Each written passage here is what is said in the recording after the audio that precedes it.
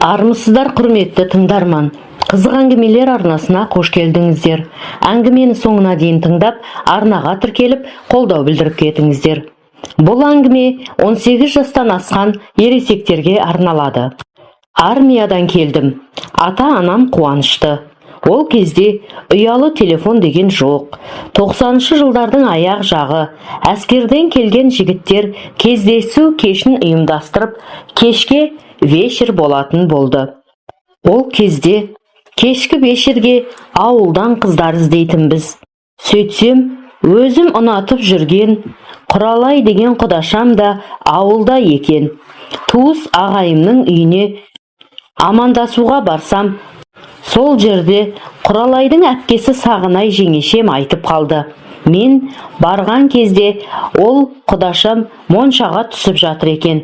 Мен кеткенше сол жерден шыға қоймады. Ет пісті деп қылқылдап кіші інім қоймаған соң, Құралай түсіп жатқан моншаға қарайлай кете бердім. Сөйтсем, анам қыстан сақтаған бір асым етін асып қойған екен. Үйге бара сала, сол сұрқазы мен жылқы етіне тойып алдым. Ал үйдегілер кешкі вечерге қызу дайындық үстінде еді. Ауылдың мен сияқты жас жігіттері келіп, күн ысып кеткен соң, ауыл сыртындағы көлге шомылуға кетіп қалдық. Сол жерде кішкене бір жартылық ішіп, кеш бата ауылға да қайттық. Үй жаққа келсем, үйдің барлық бөлмесінің светтері жанып тұр. Ал жеңгем болса, жүгіріп қонақ бөлмеге дастархан жайып, бауырсақ пісіріп қойыпты. Ол кезде сырты қызыл рачки деген конфет жаңадан шығып жатқан. Соны екі жерге салып қойыпты. Қолдан печенье пісіріп, оны да қойыпты. Сондай жұпыны болса да, сол кездің бұл гүл дастарханы еді. Жастардың шайына деп, жеңгем картоп басып та қойыпты. Осындай дайындықты көргеннен кейін мен қатты көңілдендім. Содан қараңғы түсе үйге ауылдың өзіммен қатар жастары жинала бастады. Олармен бірге мен әскерге кеткенде мұрынбоғы ағып жүрген кішкене жалбашаш қыздар да 2 жылда бой жетіп қалған. Сол қыздардың кейбіреуін ертіп келді. Мен шыдай алмай Құралайға өзім барып, оны ертіп келдім. Ол бұрынғыдай сүйкімді, бойшаң келген әдемі қыз. Жүріс-тұрысы да емін-еркін. Көрші ауылда тұратын бұл құдаша бәріміздің көз құртымыз болатын. Қарасам, тап бір осы ауылдың қызы сияқты болып кеткен. Біраз жастар жиналып, вечерде басталды. Вечер ортасында менен 2-3 жас кішілігі бар ауыл ұлдары келіп, отырыс қыза түсті. Олар өздерімен бірге бір шөлмек ішімдікте алып келіпті. Соны ішіп алып, кішкене қызғандай болдық. Қыздар жағы шарап ұрттап отыр. Құралай менің қасымда. Ол да шараптан ұрттап қояды. Романтик магнитофонға ақ сәулем мен чинуриді қойып, түннің бір уағына дейін билеп, бидің түбін түсірдік. Шетелдік Касабланка мен түріктің Аиша өлеңіне де билеп тастадық. Содан қыздар жағы қозғалақтаған соң, вечер қызығынан сән кетті.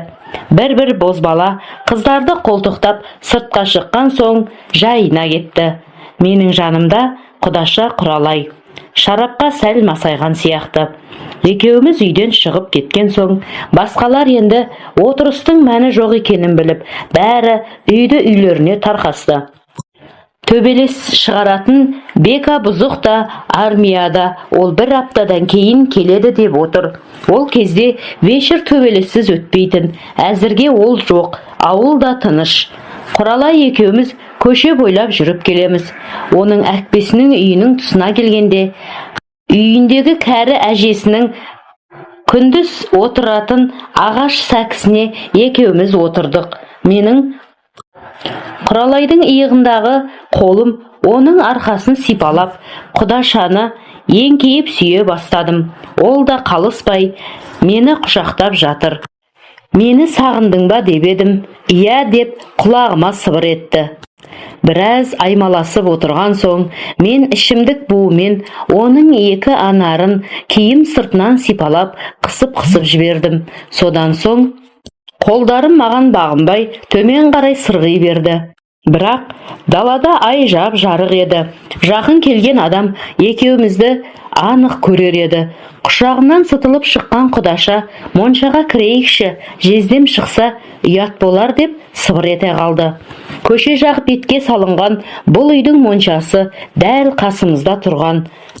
Құралайды танып, құйрығын бұлғаңдатып тұрған итіне де қарамай, екі ғашық сол моншаға ашық тұрған есігінен лып етіп кіріп кеттік.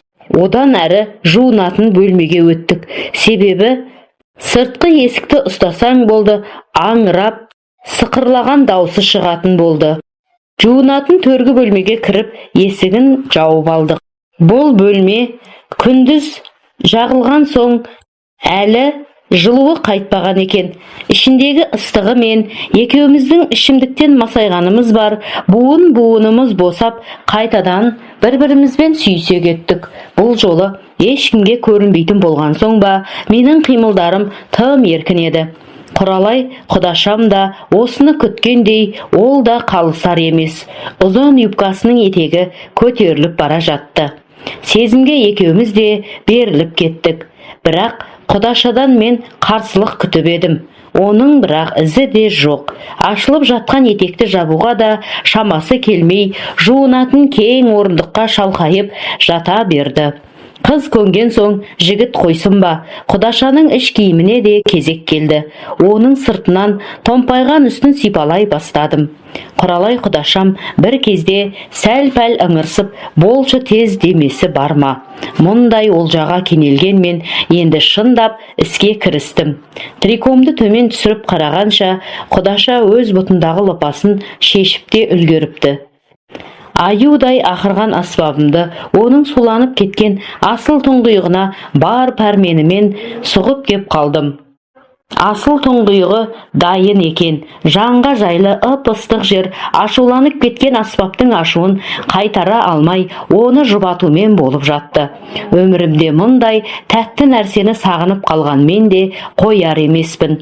Әскерге шақырылмай тұрғанда, мектеп бітірген жылы қалада тұратын қу бөлем екеуміз бір қала бешіріне барып, сол жерде бір орыс қызымен алғаш болғанымыз да дәл мұндай болмап еді. Мынау бір керемет. Ыстығы басылмаған тар моншада қан сорпаға түстік-ау. Тер деген аннан да, мұннан да кетті. Өзім тершең сары едім. Тер деген моншақтап ағып жатыр. Жон арқамнан шыққан тер екі жамбасыма келіп құйылып жатыр. Бірақ мен тоқтай алар емеспін. Құралайда қайдам, ол да мәз емес-ау. Бірақ екеуміз де еш нәрсеге қарайтын түріміз жоқ. Монша ішіндегі жалпақ ағаш сәкіні солқылдата перісіп жатырмыз. Ішімдік ішіп алған соң ба, менің бойымнан да сыртқа ағызып тастадым. Соңында барып ес жиып қалдым. Құдаша да шын ойым бар еді. Мұның жүрісі мынау, әп-әдемі, сұп-сұлу қыз. Бірақ мен әскерден келгенше бұзылып кеткен. Менің ашуым келіп кетті. Жылы су алып жуындым да, моншадан сыртқа дереу шығып кеттім. Моншадан шығып алып, қайтадан көше жақ бетте тұрған ағаш орындыққа отырдым. Көп замай артымнан шыққан Құдашам Құралайда қасыма келіп отырды. Менің әлі ашуым тарқамаған. Сонша 2 жыл күтіп, сағынған қызың мынандай тірлік істеп жүрсе, көңілің қатты қалмай ма? Құралайда үн жоқ. Сәлден кейін өзім тілге келдім. Құралай, сен неге бұлай болып кеткенсің?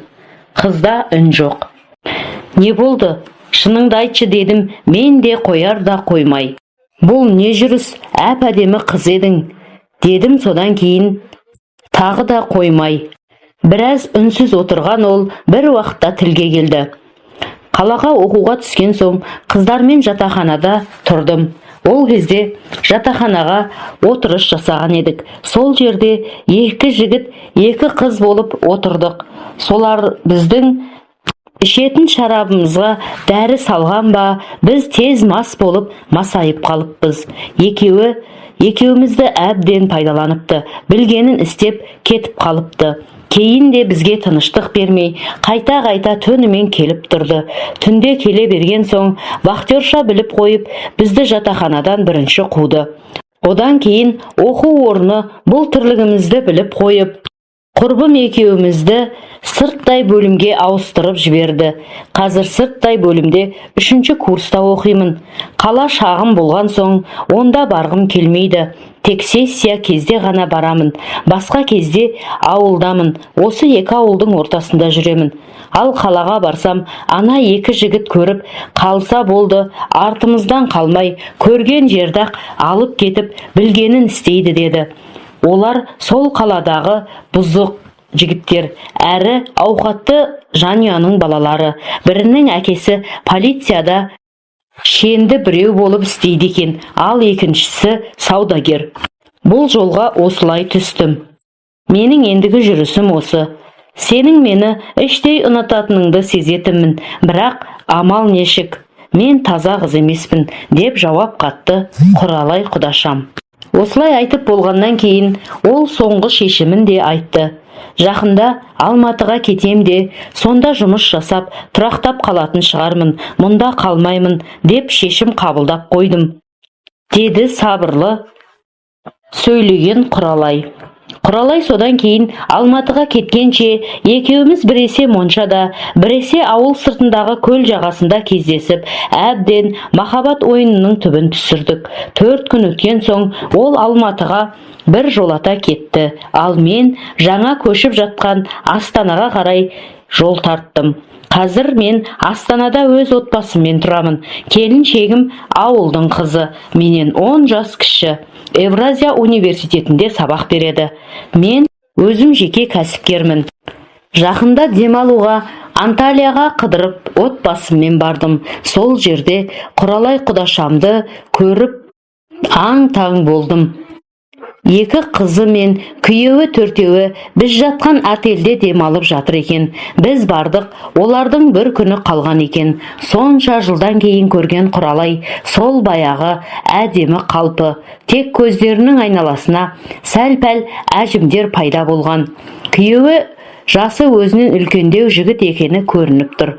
Менің келіншегім Сағынай жеңешемнің сіңілісі ғой, деп танып тұр. Мен де, о құдаша деп бетін сүйіп, түк білмегендей амандастым. Күйеуіне әпкемнің туыс қайнысы, менің құдабалам деп мені таныстырды. Күйеуі шала қазақ біреу екені көрініп тұр. Орысша оқығаны сөйлегенінен білінді. Өздері Алматыда тұратынын, ерте кетіп қалатынын айтып, көре алмасақ, сау болып тұрыңдар құдабала деп бір-бірімізбен қоштасып жаттық. Ауылда 20 жыл бұрын қызығын көрген құдашамды Анталиядан көрем деп кім ойлаған? Жер домалақ деген осы екен. Әйткенмен бағы ашылғанына да қуандым. Әңгіменің соңы.